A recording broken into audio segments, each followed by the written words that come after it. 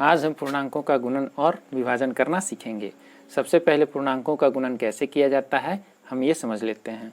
इसके लिए हमें 3 बातों को ध्यान में रखना है कि जब भी हम ऋणात्मक पूर्णांकों का गुणा करेंगे तो सबसे पहले हम ये देखेंगे कि ऋणात्मक पूर्णांक 2 के जोड़े में है या 2 के जोड़े में नहीं है। अर्थात 2, 4, 6 इस प्रकार से अगर जोड़े में रहेंगे तो उनका गुणनफल एक धनात्मक पूर्णांक होगा, और अगर जोड़े में नहीं होंगे अर्थात 3, 5, 7 इस प्रकार से होंगे तो उनका गुणनफल एक ऋणात्मक पूर्णांक हमें प्राप्त होगा। दूसरा नियम है कि जब भी 2 या 2 से अधिक धनात्मक पूर्णांकों का गुणा करेंगे तो हमें एक धनात्मक पूर्णांक ही प्राप्त होगा। तीसरा है यदि एक धनात्मक और एक ऋणात्मक पूर्णांकों का गुणा हम करेंगे तो हमें सदा एक ऋणात्मक पूर्णांक प्राप्त होगा। अब नीचे दिए गए इन प्रश्नों को हम लोग हल करेंगे और इसे समझेंगे। सबसे पहले हम लोग पहले प्रश्न में देखते हैं। यहाँ -2 और -5 को गुणा करना है, क्योंकि यहाँ पे 2 ऋणात्मक पूर्णांक हैं और 2 के जोड़े में है, इसलिए इसका गुणनफल हमें एक धनात्मक पूर्णांक प्राप्त होगा। 5 और 2 को गुणा करने पे हमें 10 प्राप्त होगा, जो कि एक धनात्मक पूर्णांक है। अब दूसरे प्रश्न में देख लेते हैं। यहाँ पर देखिएगा आप कि यहाँ पर 3 ऋणात्मक पूर्णांक दिए गए हैं। 3 ऋणात्मक पूर्णांक हैं, इसका मतलब ये जोड़े में नहीं है। 2 का जोड़ा होता है और एक अकेला बच जाएगा। इस प्रकार से यहाँ इनका गुणनफल एक ऋणात्मक पूर्णांक होगा। अब इन्हें गुणा करने पर हम देख लेते हैं। -2, -3 और -5 को गुणा करने पे हमें -30 मिलेगा। तीसरे प्रश्न में देखिए, जैसा कि दूसरे नियम में हम लोग पढ़ चुके हैं कि 2 या 2 से अधिक धनात्मक पूर्णांकों को गुणा करने पर एक धनात्मक पूर्णांक प्राप्त होता है। यहाँ तीनों धनात्मक पूर्णांक है तो इन्हें गुणा करने पे हमें एक धनात्मक पूर्णांक ही प्राप्त होगा। तीनों को गुणा करने पर 3, 4 और 5 को गुणा करने पर हमें 60 मिलता है। क्वेश्चन नंबर 4 में अब देख लेते हैं। यहाँ तीसरे नियम के अनुसार अगर एक धनात्मक और एक ऋणात्मक पूर्णांक का गुणा किया जाता है तो एक ऋणात्मक पूर्णांक प्राप्त होता है। इस प्रकार से यहाँ 5 एक धनात्मक है और -6 एक ऋणात्मक पूर्णांक है, तो दोनों को गुणा करने पे हमें -30 मिलता है। अब 5वें प्रश्न में देखिए, यहाँ पर 2 धनात्मक पूर्णांक और एक ऋणात्मक पूर्णांक दिया गया है। हम लोग जानते हैं कि जब धनात्मक पूर्णांकों को हम गुणा करेंगे तो एक धनात्मक पूर्णांक प्राप्त होगा, लेकिन यहाँ पर एक ऋणात्मक पूर्णांक है, ये जोड़े में नहीं है, अतः इन सभी को गुणा करने पे हमें एक ऋणात्मक पूर्णांक प्राप्त होगा। यहाँ पर तीनों को गुणा करने पे हमें -30 मिलता है। अब क्वेश्चन नंबर 6 में देखिए, यहाँ पर एक धनात्मक और 2 ऋणात्मक पूर्णांक हैं। 2 ऋणात्मक पूर्णांक, इसका मतलब है कि दोनों एक जोड़े में हो गए। अब इन सभी को गुणा करने पे हमें एक धनात्मक पूर्णांक मिलेगा।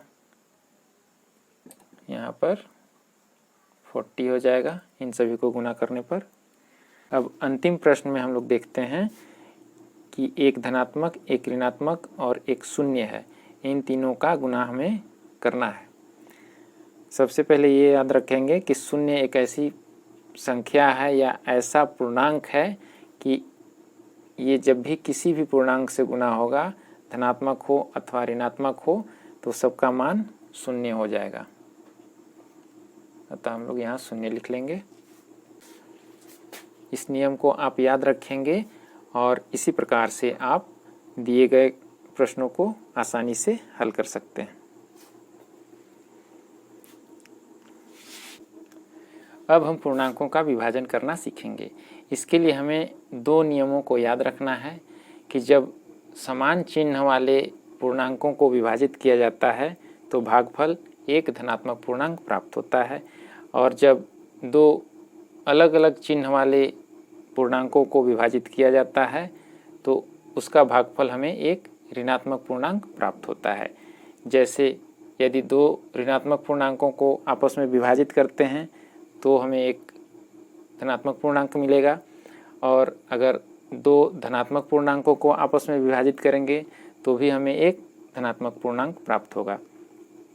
उसी प्रकार से एक धनात्मक पूर्णांक को एक ऋणात्मक पूर्णांक से या एक ऋणात्मक पूर्णांक को एक धनात्मक पूर्णांक से भाग देने पर हमें एक ऋणात्मक पूर्णांक प्राप्त होगा।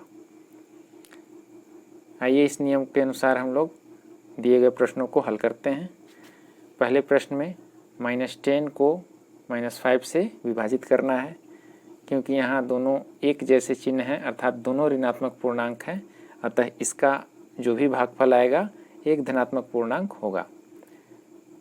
10 को जब हम लोग 5 से भाग करेंगे तो हमें 2 मिलेगा, क्योंकि दोनों एक जैसे चिन्ह वाले पूर्णांक हैं इसलिए ये एक धनात्मक पूर्णांक होगा। अब दूसरे प्रश्न में देखेंगे 20 एक धनात्मक पूर्णांक है और 5 भी एक धनात्मक पूर्णांक है, तो निश्चित रूप से इसका भागफल भी एक धनात्मक पूर्णांक होगा।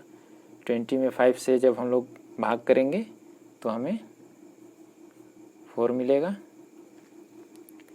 अब तीसरे प्रश्न में देखिए 20 एक धनात्मक पूर्णांक है और -4 एक ऋणात्मक पूर्णांक है, तो जब 20 को हम लोग -4 से विभाजित करेंगे तो इसका भागफल जो आएगा वो एक ऋणात्मक पूर्णांक होगा अर्थात माइनस में होगा। तो यहाँ 20 को जब हम लोग 4 से डिवाइड करेंगे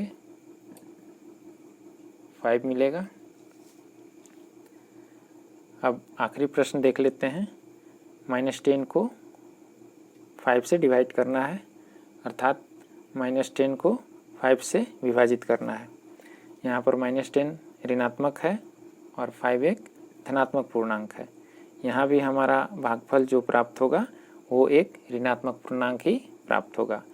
10 को जब हम लोग 5 से डिवाइड करेंगे अर्थात विभाजित करेंगे तो हमें 2 मिलेगा।